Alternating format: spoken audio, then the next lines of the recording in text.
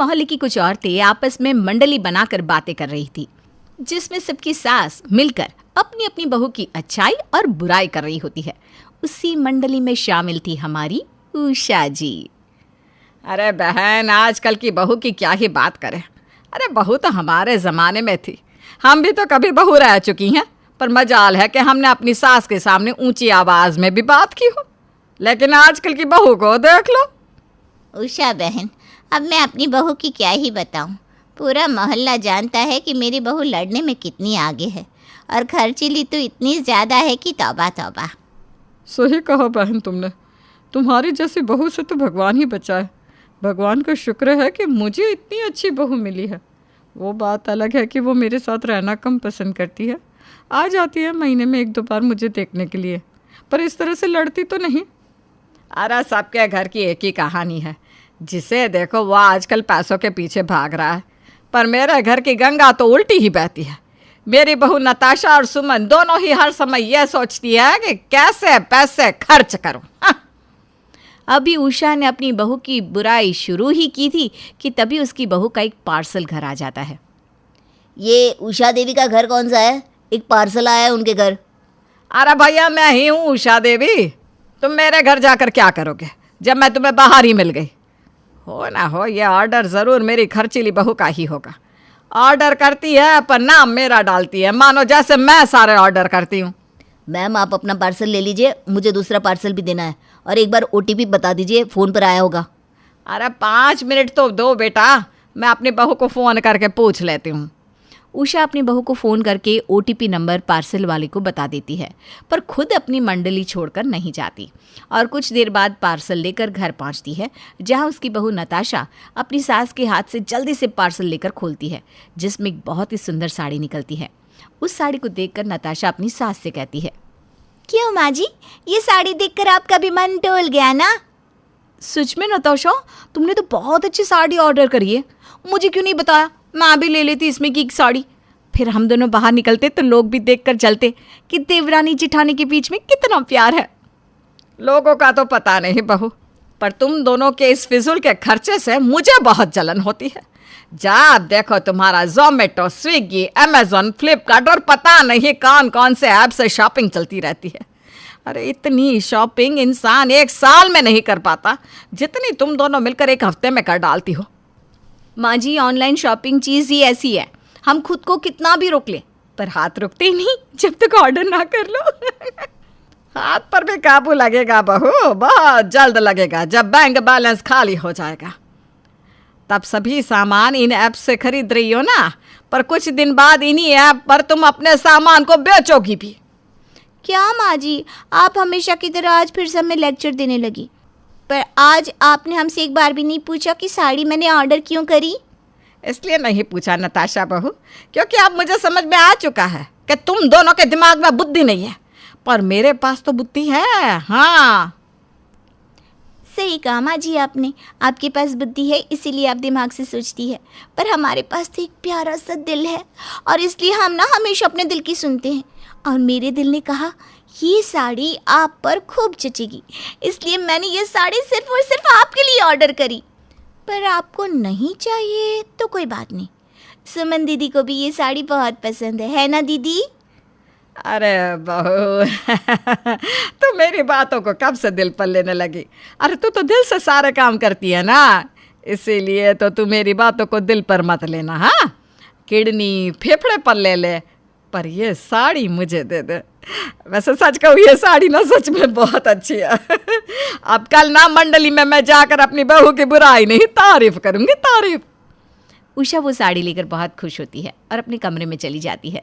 अपनी सास की खुशी देखकर दोनों बहू भी खुश हो जाती हैं और आपस में बातें करती हैं। देखा दीदी, कैसे माँ जी को चुटकियों में खुश कर दिया। अब हम ना 1 हफ्ते तक आराम से शॉपिंग कर सकते हैं, जो दिल करेगा मंगवा सकते हैं। अब एक बार भी माँ जी कुछ नहीं कहेंगी। सच में नताशा, माँ जी तो गलत फहमी में ही जी रही है। उन्हें लगता है कि वो दिमाग से चलती है, जबकि सारा दिमाग तो तुम्हारे पास है। इतना बोलकर दोनों देवरानी जेठानी ज़ोर ज़ोर से हंसने लगती है और अपना अपना फ़ोन लेकर बैठ जाती हैं और आपस में ज़ोमैटो पर खाना देखते हुए एक दूसरे से बातें करती हैं। यार नताशा, समझ में नहीं आ रहा आज दोपहर के लिए क्या ऑर्डर करूं। खाना बनाने का ना ज़रा भी दिल नहीं कर रहा, और अब तो जोमेटो का खाना खा खा कर भी मन भरता जा रहा है यार। ऐसा है दीदी, तो आज स्विगी पर ट्राई करते हैं ना। अरे क्या फ़ायदा, डिश तो दोनों पर सेम ही होंगी। हाँ, पर मेरी फ्रेंड बता रही थी कि स्विगी पर ऑफ़र निकला है। सच में नताशा? ऑनलाइन से ना जितना भी खाना मंगवा कर खा लो, पर कभी मन ही नहीं भरता, और जब ऑफ़र आ जाए तब तो सारी टेंशन ही ख़त्म हो जाती है। अब क्या था, जैसे ही सुमन को पता चलता है कि स्विगी पर ऑफ़र निकला है, दोनों देवरानी जिठानी मिलकर दोपहर का खाना ऑर्डर कर लेती हैं। पर क्योंकि उषा को उसकी फेवरेट साड़ी मिल चुकी थी, इसलिए वो अब एक शब्द नहीं बोलती। देखते ही देखते एक हफ्ता बीत जाता है और एक दिन सुमन और नताशा डोमिनो से पिज़्ज़ा ऑर्डर करती हैं। इस बात से बेखबर उषा आराम से टीवी देख रही होती है कि तभी उसके घर की टिंग टोंग घंटी बजती है। अरे इस वक्त कौन हो सकता है? कोई सही से मुझे टीवी भी नहीं देखने देता। उषा दरवाज़ा खुलती है और देखती है कि पिज़्ज़ा वाला हाथों में पिज़्ज़ा लिए खड़ा है। मैम, ये आपका ऑर्डर, आपके टोटल 600 रुपये हो गए। क्या 600 का पिज्ज़ा? अरे भाई साहब, आपको कोई गलत फहमी हो गई होगी, आप ना गलत जगह पहुंच गए हैं। हमारे घर में पिज्ज़ा बिज्जा कोई नहीं खाता। पर एड्रेस तो इसी घर का है मैम, और नाम है उषा देवी। ये ज़रूर इन दोनों कलमुही का काम है। इन दोनों ने तो ससुराल को गुल्लक समझा हुआ है, जब दिल करता है फोड़ कर सारे पैसे खर्च कर लेती है। आने दो इन दोनों को, आज इन्हें खिलाती हूँ मैं पिज्ज़ा। भाई साहब 5 मिनट रुकिए, अभी पेमेंट करती हूँ। उषा पिज़्ज़ा वाले को उसके पैसे देकर भेज देती है और खुद ज़बरदस्ती सारा पिज़्ज़ा अकेले ही ख़त्म कर जाती है। थोड़ी देर बाद जब नताशा और सुमन घर आते हैं और खाली पिज़्ज़ा का बॉक्स देखते हैं तो उन दोनों के होश उड़ जाते हैं और वो दोनों अपनी सास से कहती हैं, माँ जी, पिज़्ज़ा वाला घर आया और आपने हमें फ़ोन करके बताया भी नहीं, और 600 का पिज़्ज़ा आप अकेले खा गई। आप कब से इतनी खबू बन गई? पिज़्ज़ा के 600 तो मैंने अकेले भरे थे, तो पिज़्ज़ा भी मैंने अकेले खाया। अब से तुम दोनों जो कुछ भी ऑर्डर करोगी वो सामान मैं रखूँगी। अगर तुम दोनों को अपनी चीज़ खुद चाहिए तो खुद पैसे भरना और खुद अपनी डिलीवरी अपने हाथों से लेना। तुम दोनों ऐसा नहीं सुधरने वाली, अब मुझे अपनी उंगली टेढ़ी करनी ही पड़ेगी। उषा अपनी बहू को सबक सिखाने के लिए अकेले 600 रुपये का पिज़्ज़ा खा तो लेती है, पर शाम तक उसकी तबीयत खराब हो जाती है, जिसके बाद वो 2 दिन तक खाने का नाम भी नहीं लेती। अब इसी तरह से कुछ दिन बीत जाते हैं और उषा वो हर कोशिश करती जिससे उसकी बहुएं सुधर जाए, पर उसकी बहुएं नहीं सुधरती। अब ऐसे ही एक दिन फिर से उषा अपनी मोहल्ले की कुछ औरतों के साथ अपनी मंडली में बैठी थी। तभी फिर से एक और डिलीवरी बॉय आता है। फ्लिपकार्ट से डिलीवरी आई है किसी की। और इस गली में उषा बहन की बहुओं के अलावा और कौन है जो अमेज़ॉन, फ्लिपकार्ट और जोमेटो जैसी चीज़ से सामान ऑर्डर करता है? हाँ भैया, किसका घर ढूंढ रहे हो? किसके घर तुम्हें अपनी डिलीवरी पहुंचानी है? उषा देवी का घर कौन सा है? उनके घर आया है पार्सल। मैंने तो पहले ही कहा था ये डिलीवरी उषा बहन की ही घर की होगी। उषा बहन अपना पार्सल ले लो। क्या पता इस बार फिर से तुम्हारी बहू ने तुम्हें खुश करने के लिए कोई महंगी चीज़ ऑर्डर की हो। भैया मैं ही हूँ उषा देवी, दे दो मुझे पार्सल और जाओ। उषा डिलीवरी लेकर गुस्से में अपने घर जाती है और पार्सल को घर में फेंक कर अपनी दोनों बहू पर भड़कने लगती है। तुम दोनों ने पता नहीं मेरे घर को क्या समझ रखा है। ऐसा एक भी दिन नहीं होता जब हमारे घर कोई पार्सल ना आए। अब तो पूरे मोहल्ले को भी पता चल गया है।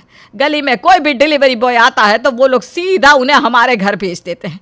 और देखो ना, सच में वो पार्सल इसी घर का निकलता है। अरे किसी और को भी मौका दे दो ताकि ये पार्सल उनके भी घर पहुंच सके। माँ जी, दिवाली आ रही है, इसलिए हमने सोचा इस बार घर के लिए कुछ ऑर्डर करें। अच्छा, तो तुमने सोचा घर के लिए कालीन, सोफे का कवर या बेडशीट जैसी कोई अच्छी सी चीज़ ऑर्डर करके माँ जी के हाथ में थमा देते हैं। हमेशा की तरह माँ जी खुश हो जाएंगी और फिर हमें अमेज़ॉन, फ्लिपकार्ट यूज़ करने से रोकेंगी नहीं। क्या यही सोचा था ना तुमने? पर अब मैं तुम दोनों की जाल में नहीं फंसने वाली। अब अगर मेरे घर कोई भी पार्सल आया तो मुझसे बुरा कोई नहीं होगा। आज उषा अपनी बहू की इन चालाकियों से खुश नहीं होती और अपनी दोनों बहू से नाराज़ होकर अपने कमरे में चली जाती है। उषा का पहली बार ऐसा गुस्सा देखकर दोनों बहुएं डर जाती है, पर फिर भी वो दोनों अपनी हरकतों से बाज नहीं आती। अब इसी तरह से 2 दिन बीत जाते हैं और इन 2 दिन में एक भी दिन उषा के घर कोई पार्सल नहीं आता। पर नताशा और सुमन अब भी अमेज़ॉन पर घर के लिए कुछ डेकोरेशन की चीज़ देख रही होती है, तभी वहाँ उषा देवी आ जाती हैं। क्या कर रही हो तुम दोनों? फिर से दोनों अमेज़ॉन खोल कर बैठ गई। माँ जी, हम आपकी इज्जत करते हैं। आपने मना किया इसलिए हमने 2 दिन से कुछ ऑर्डर नहीं किया। पर क्या अब हमें अमेज़ॉन और फ्लिपकार्ट पर कुछ देखने से भी मनाही है? हम कुछ देख भी नहीं सकते? एक बार आप भी देखिए ना, कितने प्यारे लग रहे हैं ये पर्दे जो खिड़की और दरवाज़ों के लिए हाथों से बनाए गए हैं। इतना बोलकर नताशा उषा के हाथ में फ़ोन थमा देती है। अब उषा भी अपनी दोनों बहू के साथ बैठकर अमेज़ॉन पर कभी साड़ी तो कभी चप्पल तो कभी पर्स देखने लगती है। अब इसी तरह से कुछ दिन बीत जाते हैं और अब उषा देवी भी अपनी बहू के साथ हर समय फ्लिपकार्ट तो कभी अमेज़ॉन पर, कभी घर के लिए तो कभी अपने लिए सामान देखना शुरू कर देती है। यहाँ तक कि अब उषा देवी खुद मार्केट ना जाकर सब्जी भी साथ में ही ऑनलाइन ऑर्डर करने लगती है। और इतनी सुबह सुबह कौन हो सकता है? अरे बहू, ग्रोसरी का सामान आया होगा। अब कौन बाहर जाकर सामान खरीदे और उठा कर ले आए, जब सामान खुद चलकर हमारे घर आ सकता है। सच में माँ जी, आपने ग्रॉसरी का सामान ऑर्डर किया है? आप तो हम पर कितना भड़कती थी और हर समय हमें कहती थी हमने ससुराल को गुल्लक समझा है, पर अब आप खुद ही उसी गुल्लक का इस्तेमाल कर रही हैं। अरे बहू, गुल्लक तो होता ही है फोड़ने के लिए। अब अपनी ज़ुबान कम चलाओ और दरवाज़ा खोलो, कहीं ऐसा ना हो कि डिलीवरी वाला पार्सल लेकर चला जाए।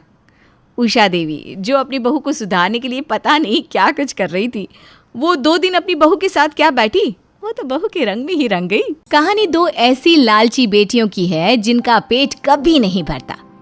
लीना की शादी हुई तो उसकी 2 ननद थी, तेज सास और 7 2 बेटियां। सारा दिन कमरे में बंद रहती है, बाहर निकल काम कर। पर माँ जी, मैंने तो सारा काम खत्म कर दिया है, अब थोड़ा लेट लो।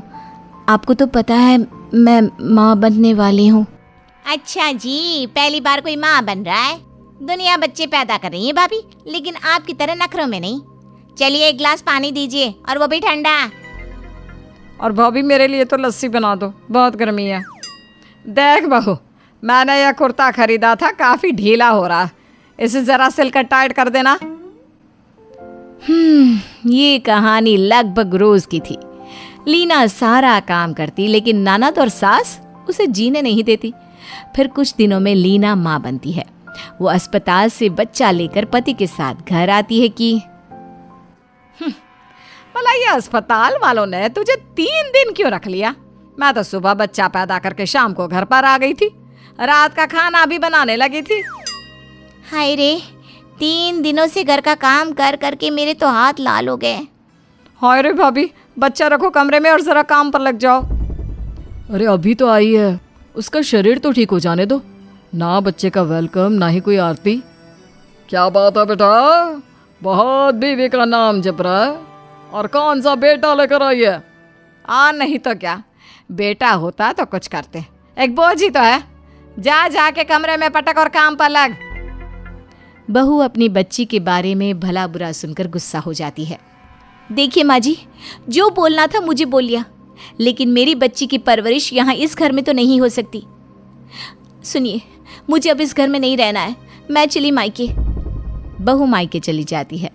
पति कुछ दिन तो बीवी के बिना रहता है, लेकिन फिर एक रोज, माँ पापा, मैं पास के गली में कमरा ले रहा हूँ, वहीं रहूँगा बीवी और बच्ची के साथ। मुझे उन लोगों की बहुत याद आती है। बेटा भी घर से चला जाता है और बीवी और बच्ची के साथ रहना शुरू कर देता है। उधर ससुर, मैंने सारा जीवन परिवार और खानदान में अपनी नाक ऊंची रखी। अरे किसी के घर में कोई विवाद होता था तो मुझे बुलाते थे निपटाने के लिए, और यहाँ मेरा ही बेटा बहू के पीछे घर छोड़ रहा है। क्या मुंह दिखाऊंगा मैं समाज को? पापा, भाभी है ही तेज, वो लड़की ना घर बसाने के लायक ही नहीं थी। चुप रहो, देखा था मैंने कैसे उसके पीछे लगे रहती थी। तुम लोगों ने उसे परेशान कर करके भगा दिया। वैसे भी कल बड़ी के लिए रिश्ते वाले आ रहे हैं, घर की बहू को घर में नहीं देखेंगे तो क्या असर होगा। मैं जा रहा हूँ लीना बहू को वापस घर लाने। ले आओ। ये दोनों तो घर का एक काम नहीं करती, काम कर करके मेरे हाथ में छाले पड़ गए हैं। ससुर बहू के घर जाते हैं। साफ सुथरा चमकता घर, पास में पोती खेल रही होती है। बहू ससुर को देखकर खुश हो जाती है। पिताजी आप आइए ना, आइए। वो फटाफट अच्छा सा खाना पीना ससुर को देती है। कैसे आना हुआ पापा, सब ठीक है ना? बेटा तू तो जानता है मेरे पास किसी चीज़ की कमी नहीं है, लेकिन घर पोते के बिना अधूरा सा लगता है। मैं जानता हूँ बहू के लिए उस घर में रहना मुश्किल है, वो तीनों इसे जीना नहीं देंगी, लेकिन बहू। ये बोलकर ससुर बहू के सामने हाथ जोड़ लेता है। अरे पापा क्या हो गया, सब ठीक है ना? बेटा मैं उस घर में परमानेंट आने के लिए नहीं कहूँगा, लेकिन कल के लिए आ जा। वो बड़ी को देखने के लिए लड़के वाले आ रहे हैं बेटा। बहू मान जाती है और दूसरे दिन वो सुबह ही ससुराल आ जाती है। आ गई, लग जाओ काम पर। भाभी वो अपनी भारी वाली साड़ी और मेकअप का सारा सामान दे देना। हाँ मैं मेकअप कर दूंगी। और बहू वो सारा खाना बना लेना, वो लोग खा पी कर ही जाएंगे। बहू लग जाती है खाने पीने में। शाम को जैसे ही उन लोगों का आने का वक्त होता है, बहू खुद को और बच्ची को प्यारा सा तैयार करके खड़ी हो जाती है और मुस्कुराकर सबका स्वागत करती है। तुमको देखकर तो लग ही नहीं रहा कि तुम सुबह से काम कर रही हो। आपके प्यार में तो मैं सब कर जाऊं। भाई भाभी को खुश देखकर छोटी वाली, क्या बात है, रोमांस खत्म हो गया है तो देख लो मेहमानों को। भाभी फिर लग जाती है काम पर और वहीं शादी की सारी बात हो जाती है। सब चले जाते हैं और पूरा परिवार साथ बैठता है। तो बहू तू ही समझदार है, बता क्या लगता है, कर दे शादी? कैसी बात कर रहे हो पापा, बिल्कुल कर दो। देखो कैसे उस लड़के ने मुझे देखते ही हाँ कर दी। कितना हैंडसम लड़का था और कितनी जमीन है उन लोगों की गांव में। और नहीं तो क्या, बहू से क्या पूछना। नहीं बेटा, बहू की राय जरूरी है। बोलो बेटा। पापा जी, दीदी को रिश्ता पसंद है तो क्या हो सकता है। वैसे लड़का काम के नाम पर तो कुछ नहीं करता और जमीन भी गांव में है। जमीन बेचकर कितना खा लेगा। थोड़ा पैसों का घमंड भी दिख रहा था। दीदी की शादी किसी ऐसे लड़के से करे जो कमाता हो। ससुर को बहू की बात सही लगती है, लेकिन बीवी और दोनों बेटियों के प्रेशर में आकर वो शादी कर देते हैं। शादी के बाद बड़ी बेटी घर आती है। वाह माँ, क्या ससुराल है मेरा। और भाभी क्या कहती थी, कमाने वाली से करे शादी। माँ विदेश जा रही हूँ मैं हनीमून में। अगर ऐसा है तो बहुत अच्छा है, खुश रह बेटा। तभी बेटी के फोन पर कोई फोन आता है। पापा ये टिकट के पैसे इस एजेंट को देना है तो दे देना। ये बोल रहे थे कि इनकी एक डील फाइनल होनी है, वहां से पैसे आते ही पैसे दे देंगे। अरे लेकिन बेटा ये तो 5 लाख रुपए है। हाँ पापा, वहाँ हम लोगों ने होटल और कार भी लिए ना, तो बेटी का हाल देखकर पिता को बहू की बात याद आ जाती है, लेकिन क्या कर सकता था। दिन बीत रहे थे। बड़ी बेटी का किसी न किसी बहाने पिता से पैसे लेने का सिलसिला चल ही रहा था कि एक दिन दामाद, वो पिताजी क्या है ना, अमेरिका में मैं बिजनेस शुरू कर रहा हूँ। वहाँ तो कमाई ही कमाई है, लेकिन वहाँ बिजनेस बढ़ाने के लिए कम से कम 25 लाख का खर्चा है। बेटा बहुत ज्यादा है ये तो क्या मेरी खुशी से भी ज्यादा है पापा? इनकी एक जमीन बिकेगी ना तो सारा पैसा दे देंगे। क्यों जी? पिता मन में सोचते हैं कि पिछले तो कोई दिए नहीं। लेकिन मुझे अभी दूसरी बेटी की भी शादी करनी है, मैं नहीं दे पाऊंगा इतना पैसा। दामाद ससुर की बात सुनकर घर आ जाता है और घर पर, सुन, तेरे जैसी शॉर्ट हाइटेड अननोटिस लड़के से शादी की तेरे बाप के पैसे देकर। ना तुझे कपड़े पहनने का सहूर है, ना ही बोलने का। 4 लोगों के सामने तुझे बीवी बोलने में भी शर्म आती है मुझे। वहीं दूसरी तरफ लीना का ससुर किसी न किसी काम से लीना को घर बुलाकर सारा काम करवाया करता। वो नहीं चाहता था कि किसी को पता चले कि बहू बेटा अलग रहते हैं। फिर एक रोज छोटी, पापा मैं ना नवीन से शादी करना चाहती हूँ, आप एक बार उन लोगों के घर जाकर मिल लीजिए ना। पर देख गुड़िया, बड़ी बहन बबले की तरह नहीं, सोच समझ कर शादी करना। हाँ पापा, वो लोग अच्छे हैं, आप एक बार मिलकर तो आओ। पिता बहू बेटे को बुलाता है और साथ में छोटी बेटे के होने वाले ससुराल जाता है। लेकिन रास्ते में ही, पिताजी कहाँ जा रहे हैं? यहाँ तो अच्छे लोग नहीं रहते। गुड़िया इतने अच्छी जगह रहने वाली है, वो ऐसे एरिया में नहीं रह पाएगी। तू ठीक कहती है बेटा, लेकिन एक बार देख लेते हैं। एड्रेस पर जाकर पता चले कि पता ही गलत बताया हो। सभी लड़के वालों के घर पहुंचते हैं, जहां लड़की की माँ एक नंबर की तेज लग रही थी। सामने लड़का और उसकी बहन खड़ी थी। गलत नहीं जी, बिल्कुल सही एड्रेस पर आए हैं आप। वो क्या है ना, ये हम लोगों का अपना मकान है। शादी के बाद इसे बेचकर थोड़े पैसे लगाकर अच्छी सोसाइटी में घर ले लेंगे। क्यों माँ? हाँ और नहीं तो क्या, पैसा क्या बड़ी बात है भाई साहब के लिए। अरे लड़की को अपनी लड़की ने खुद पसंद किया है। ससुर बहू की ओर देखता है। सभी कुछ देर बैठकर घर आ जाते हैं। बिल्कुल नहीं, ये रिश्ता मुझे बिल्कुल पसंद नहीं है। क्यों, क्या कमी है? जैसे भाभी ने दीदी की शादी में कान भरे थे, मेरे लिए भी कान भर दिए होंगे इन्होंने। पिता फिर एक बार बेटी की जिद को मानकर छोटी की भी शादी कर देता है। अब दोनों बहनों की शादी ऐसे घर में हो जाती है जहां उनसे ज्यादा उनके पिता की संपत्ति को पूछा जाता है। फिर एक रोज, बहू, अब तो दोनों बेटियों की शादी हो गई है, अब तो तुम दोनों पोते को लेकर इस घर में आ जाओ। बहू पिताजी से कुछ कहती कि आगे क्या होता है? क्या बहू दोनों ननदों की शादी के बाद घर आ जाती है, या फिर सास की ताने और ननदों का कहर अभी थमा नहीं है? उसका ससुर घर वापस ले आता है, लेकिन अभी बहू कोई फैसला सुनाती कि सामने छोटी ननद अपने पति के साथ एक बड़ा सा बैग लेकर आ जाती है। अरे पापा रहने दीजिए इन्हें जहाँ है, वैसे भी मैं और दीदी तो आते रहेंगी। हाँ वो तो ठीक है बेटा, लेकिन घर की बहू, घर की लक्ष्मी तो यही है ना। अरे पिताजी कैसी बात कर रहे हैं? आपने हम लोगों की कॉलोनी देखी है ना। अब गुड़िया का ना वहाँ मन नहीं लग रहा तो जिद करने लगी पापा के घर चलो, तो अब कुछ दिन तो हम यहीं रहेंगे। हाँ हाँ जमाई जी, क्यों नहीं, इतना बड़ा मकान है किस लिए फिर है? मकान बहू बेटे के लिए है, ना कि बेटी दामाद के लिए।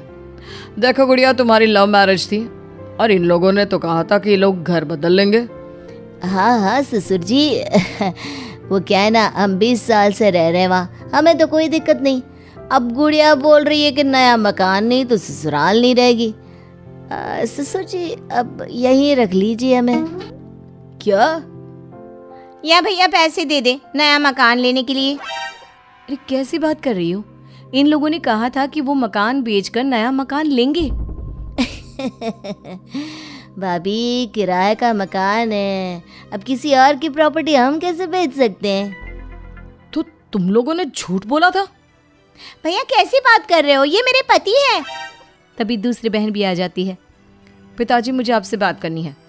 अब आप ये बताइए कि आप मेरे पति को 25 लाख दे रहे हैं विदेश में बिजनेस जमाने के लिए, या फिर मैं बोरिया बिस्तरा लेकर यहाँ आ जाऊँ रहने?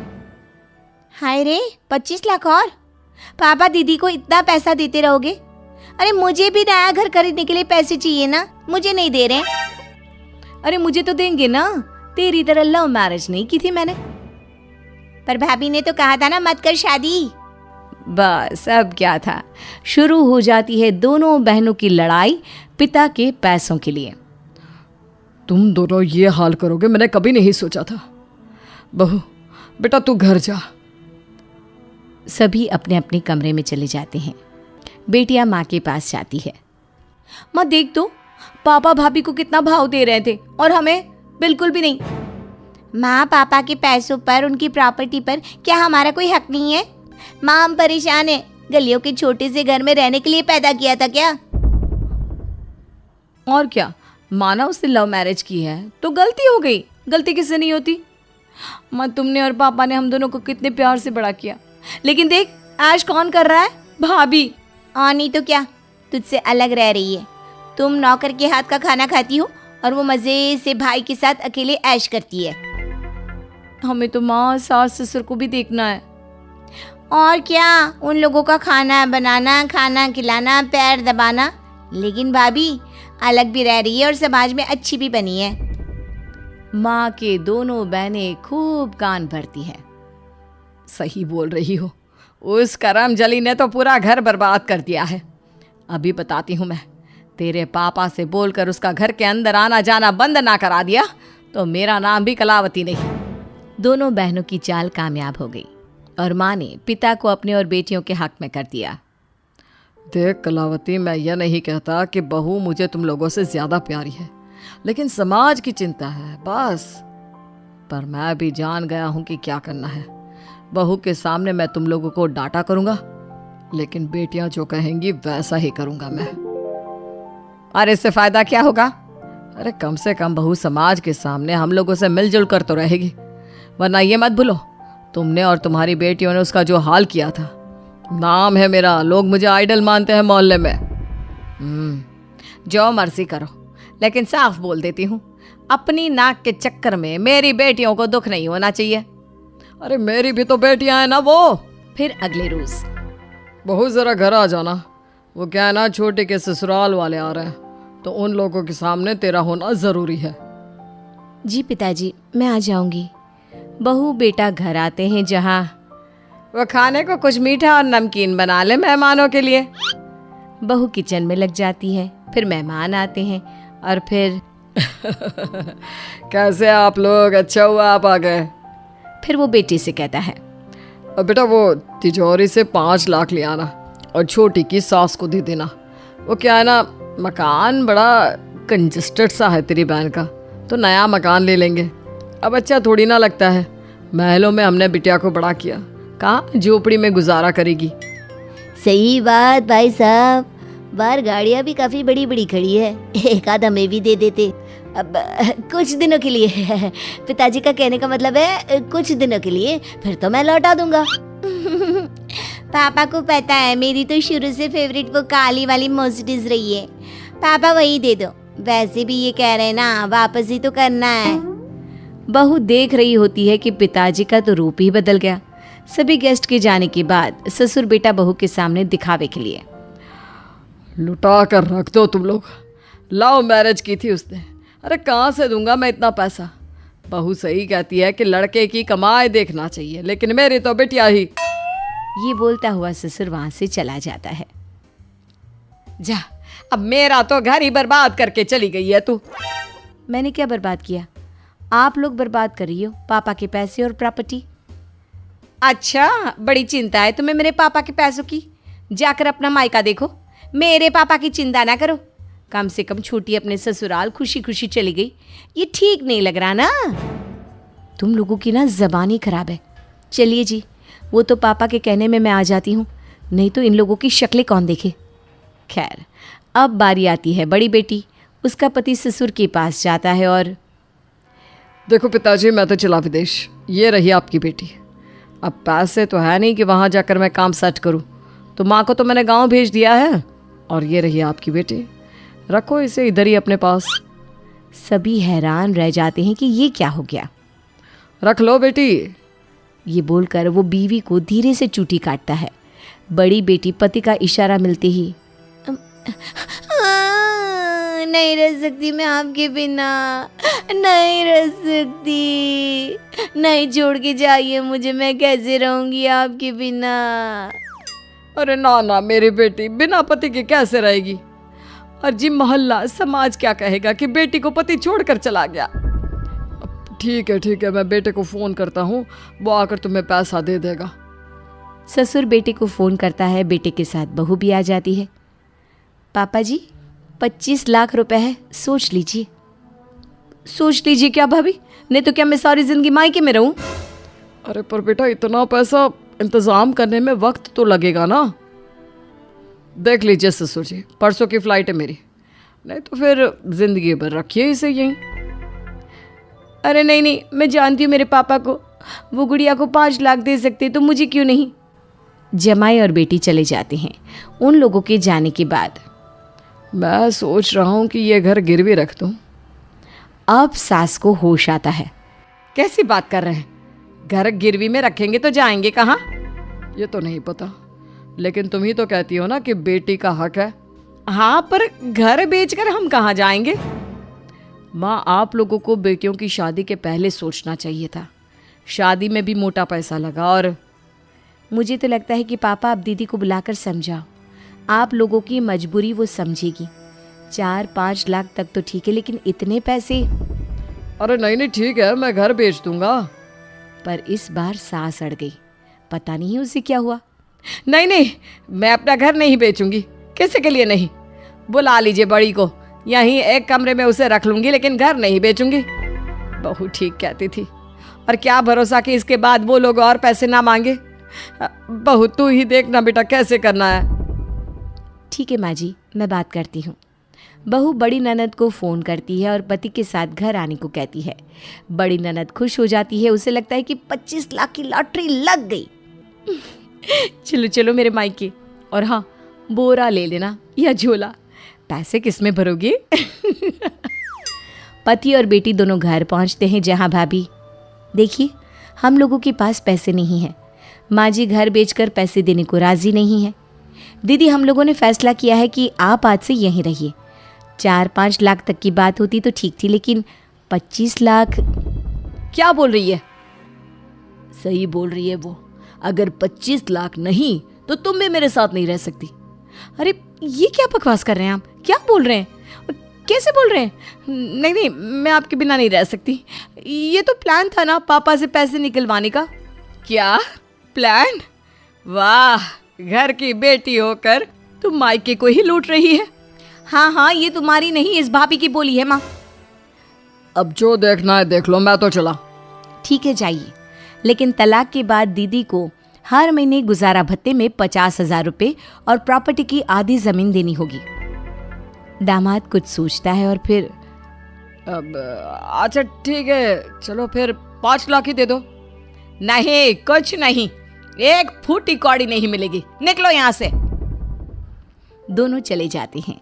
उन लोगों के जाने के बाद, अच्छा माँ जी मैं चलती हूँ। नहीं बहू, तू कहीं नहीं जाएगी। मेरी पोती, बेटा और बहू यहीं रहेंगे मेरे साथ। मुझे माफ कर दे बहू।